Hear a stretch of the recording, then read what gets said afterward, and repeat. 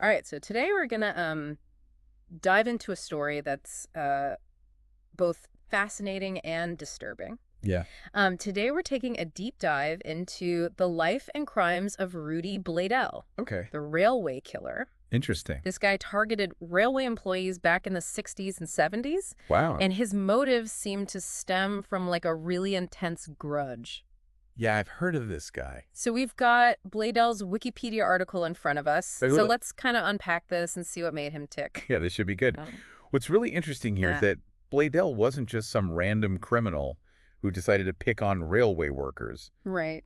His life was completely, intertwined with railroads, almost from birth. He was practically raised on the rails. Yeah, it says here his father worked for the Chicago, Rock Island, and Pacific Railroad. Mm-hmm. So I guess trains were just a constant presence in his life. Right. But here's where it gets a bit eerie. Okay. Even during the Korean War, Wow. Bladel was hostling locomotives. So he was like, That means he was moving them around in the rail yards, oh, sometimes even under enemy fire. oh, wow. That's pretty crazy. Yeah, that level of dedication, even in a war zone, Right.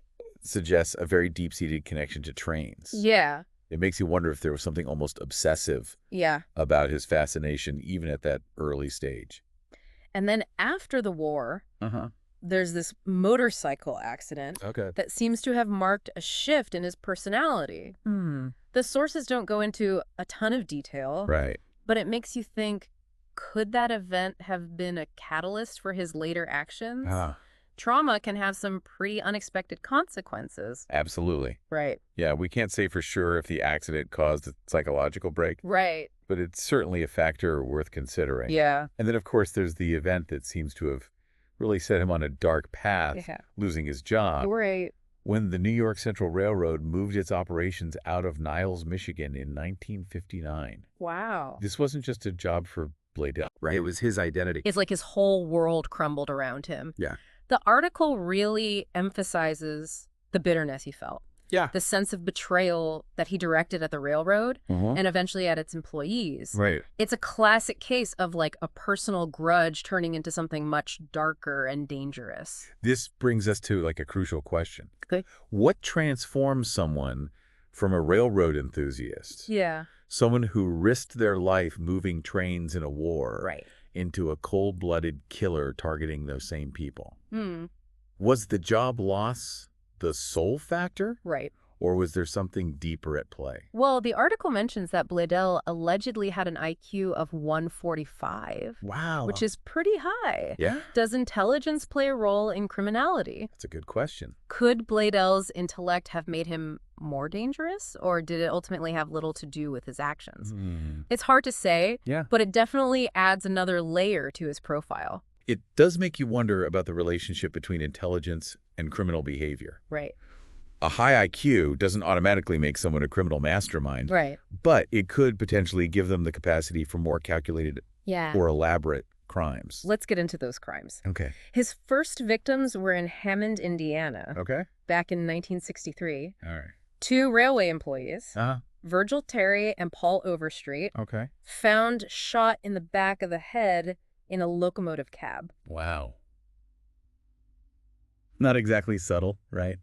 And the police didn't have much to go on initially. Yeah. What's interesting is that there was mention of a motorcycle at the scene, Mhm. which, knowing Bladel's background, Yeah. immediately raises a red flag. All right. But at the time, Yeah. it seems like it was just another piece of a very confusing puzzle. It's almost like a breadcrumb trail, Right. but no one was following it yet. Yeah. Then in 1968, things escalate dramatically. Okay. John Marshall, Uh-huh. another railway worker from Niles, is killed with a shotgun. Multiple shots, close range. It's Jeez. brutal. The violence definitely intensifies. Yeah. Which could suggest a growing sense of desperation or rage. Right. It's worth noting that this time there were eyewitnesses, Okay. though they could only describe the killer's build and a strange way of walking. So still no clear link to Bladel. Right. But the details are starting to line up. Yeah. And then in 1971 comes a pivotal moment, Okay. the attempted murder of Louis Sangring. Hmm. This one changes everything. This is where things take a turn. Yeah. Sane not only survived the attack, Wow. but managed to wound Bladel in the struggle Oh, wow. and actually identify him as the assailant. What do you think was going through Sane's mind at that moment? Yeah. Not only surviving the attack, but recognizing his attacker. Right. Someone who was supposedly part of the same railway community. It must have been terrifying. Yeah. And what makes it even more chilling is that Bladel reportedly told Sane in the hospital that he wanted to get the Niles men out of Elkhart. Wow. It seems like his motive, Yeah. his twisted sense of justice, was coming to the surface. So Bladel gets convicted of attempted murder Okay. and serves 18 months. Wow, only 18 months. You'd think that would be enough, right? Yeah. But it wasn't. Oh, no. Just 5 years later, in 1976, he claims another victim, James McCrory, in Elkhart. Okay. Another engineer, another brutal killing. It's tragically predictable at this point. Yeah. There's even a mention of authorities suspecting Bladel in an earlier murder, that of Roy Bottorff. Okay. But they couldn't gather enough evidence for a conviction. Wow. Makes you wonder how many lives might have been spared All right. if they had connected the dots sooner. It's a chilling thought. Yeah. Then, after McCrory, things go quiet for a couple of years. Okay. But in 1978, Bladel seems to decide to go out with a bang. Oh, no. He travels to Jackson, Michigan, checks into a hotel, Okay. and well, this is where things get even darker. Instead of one murder, Yeah. we're talking about a triple homicide. Oh my God. 3 railway employees, Wow. Robert Blake, William Gulak, and Charles Burton, Jeez. gunned down at the Jackson Depot. That's awful. It's a level of violence that's almost unimaginable. And the details are pretty disturbing. Yeah. Bladel apparently bought a shotgun 2 years prior, disassembled it, packed it in a suitcase, and then reassembled it at the depot before the murders. Oh my. That's a level of premeditation that's truly terrifying. The Jackson murders triggered a massive investigation, Wow. and the article describes like the frantic search for the murder weapon. They even brought in psychics. Wow, really? Which speaks to like the desperation to find answers. Yeah. But it was good old-fashioned detective work that ultimately cracked the case. Oh. Divers found the gun parts, traced them back to Bladel, Ah. and that was it. Game over. Even then, Bladel tried to deny everything, claiming he was forced into confessing. But the evidence was overwhelming. Right. He was convicted and sentenced to life in prison, Okay. finally bringing his reign of terror to an end. But that's not the end of the story. Oh. Bladel's case actually played a role in a landmark Supreme Court decision, Wow. Michigan v. Jackson, Okay. which dealt with the admissibility of confessions obtained after a defendant has requested a lawyer. That's interesting. It's fascinating how this one case, this one man, had such a profound impact on the legal landscape. It really shows you how even the most seemingly straightforward criminal cases can have unexpected twists and turns. Yeah. But before we get into the legal complexities, Okay. I think it's important to acknowledge the human cost of all this. Right. What about the victims and their families? Yeah. What happened to them in the wake of these tragedies? That's a question that often gets overlooked in true crime stories. Right. The human cost. Yeah. The shattered lives left behind. It's hard to imagine. Yeah, we don't have all the details. Right. But it's not hard to imagine the pain, Mm-hmm. the anger, Yeah. and the struggle to make sense of such a senseless act. It's a sobering reminder that behind every headline, every case file, there are real people whose lives have been irrevocably changed by violence. Yeah. And I think it's important to keep that in mind Yeah, definitely. as we continue our deep dive into Bladel's story. Okay. So we left off talking about the victims and their families, the human cost of Bladel's crimes. Yeah. It's easy to get caught up Yeah. in the details of the investigation and the legal battles, but we can't forget about the real people whose lives were shattered by this tragedy. Absolutely. Imagine, like, trying to make sense of losing a loved one to such a senseless act of violence. Right. And then on top of the grief, you have the media attention, the public scrutiny, Right. and the constant reminders of the tragedy. It makes you wonder if there's ever truly closure in cases like this. Yeah. Can you ever really move on when something so horrific has ripped through your life? It's a question without easy answers. Yeah. But what we can do is acknowledge the profound impact of these crimes. Right. Not just on the victims themselves, but on the wider circle of those who loved them. Right. We can remember their names and honor their memories. You mentioned earlier that Bladel's case, Yeah. specifically his confession, had a significant impact on the legal system. Right. Can you tell us more about that? Bladel's case, like, became a cornerstone Okay. in shaping legal precedent regarding the admissibility of confessions, Uh-huh. obtained after a defendant has invoked their right to counsel. Okay. It's all tied to this Supreme Court case, Michigan v. Jackson. So Bladel confessed to the Jackson murders, but Right. later claimed he was coerced by the police. Yeah. And because he'd already requested a lawyer, Yeah. the court ruled that any statements he made after that without his attorney present Right. couldn't be used against him. Exactly. Mm. And this ruling had a ripple effect, Oh. impacting countless other cases and changing the way police interrogations are conducted. Really? Even today. Mm. It's a reminder that even in the pursuit of justice, Yeah. the legal system has to operate within very strict boundaries Right. to protect individual rights. It's mind-boggling to think that this one man's case had such a profound impact on the legal landscape. Yeah. It really shows you how interconnected everything is. Uh-huh. One seemingly isolated event Right. can set off a chain reaction that changes things forever. That's a really insightful observation. Thanks. And it applies not just to legal matters, Yeah. but to so many aspects of life. Right. Bladel's actions rippled outward, Mm. touching the lives of his victims, Uh-huh. their families, Right. the legal system, Yeah. and even to some extent society as a whole. Speaking of ripple effects, let's go back to the investigation for a moment. Okay. The article mentions that Bladel wasn't initially a suspect in the first murders. Uh-huh. Back in 1963, Yeah. it took years and a string of subsequent killings before investigators started to connect the dots. That's one of the most challenging aspects of investigating serial killers. Yeah. Recognizing a pattern before it's too late. Right. Remember, this was a time before DNA profiling, Right. before the sophisticated forensic tools we have today. Mm-hmm. Investigators had to rely heavily on eyewitness accounts, Yeah. physical evidence, Right. and painstaking detective work. And in Bladel's case, he was careful, methodical, Yeah. and driven by a very specific target. Right. Railway workers. Yeah. He wasn't just randomly attacking people, Yeah. which might have made it harder to spot a connection in the early stages. It's a chilling reminder that sometimes the most dangerous criminals Yeah. are the ones who blend in, who operate under the radar until it's too late.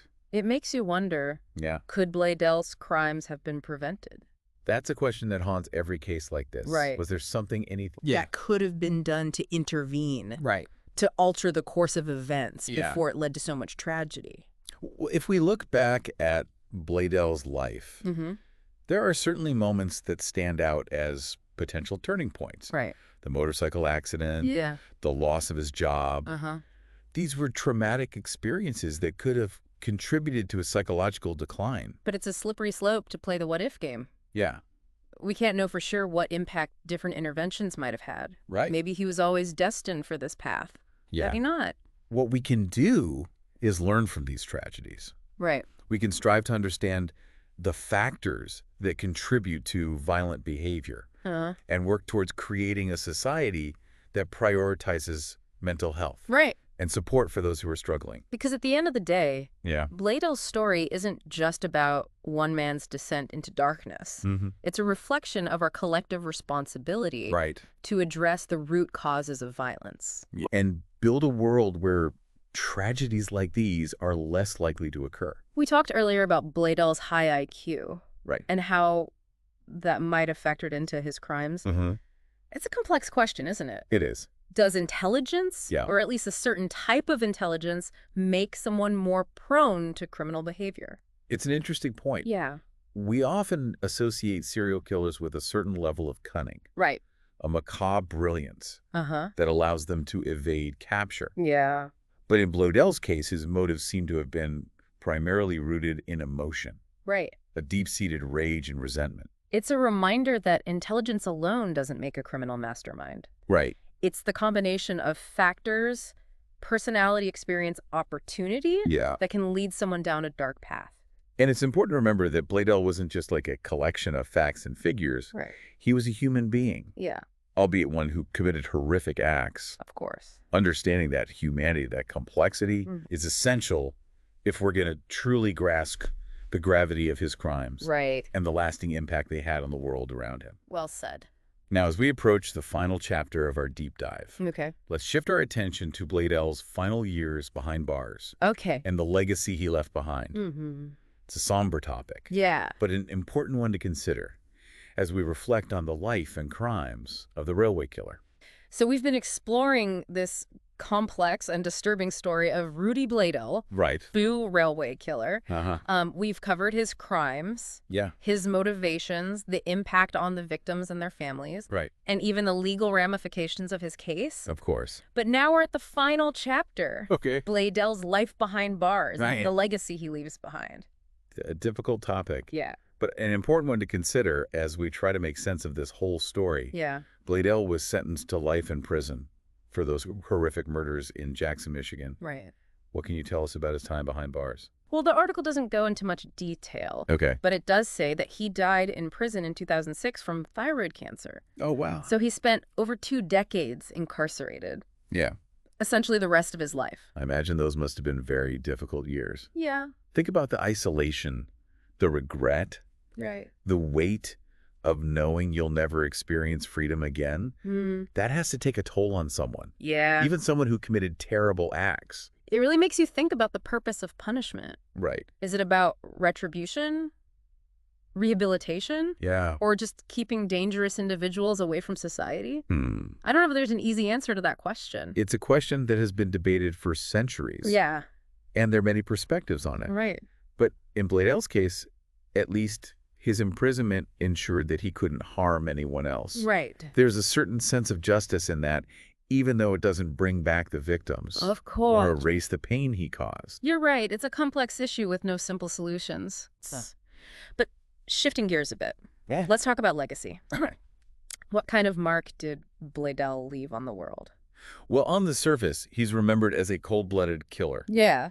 a man who terrorized a specific profession and left a trail of grief in his wake. But as we've discussed, his story is so much more than just a series of crimes. Right. It forces us to confront some really uncomfortable truths about human nature. It's like holding up a mirror to society and seeing a reflection we don't always like. Yeah. It makes you question what drives a person to such extremes, what breaks down in their mind and heart to lead them to such darkness. And it's easy to dismiss Bladel as a monster, an aberration. Yeah. But I think it's more challenging and ultimately more valuable to try to understand him as a human being. Right. A human being who made terrible choices, yes, Of course. but still a product of his experiences and his environment.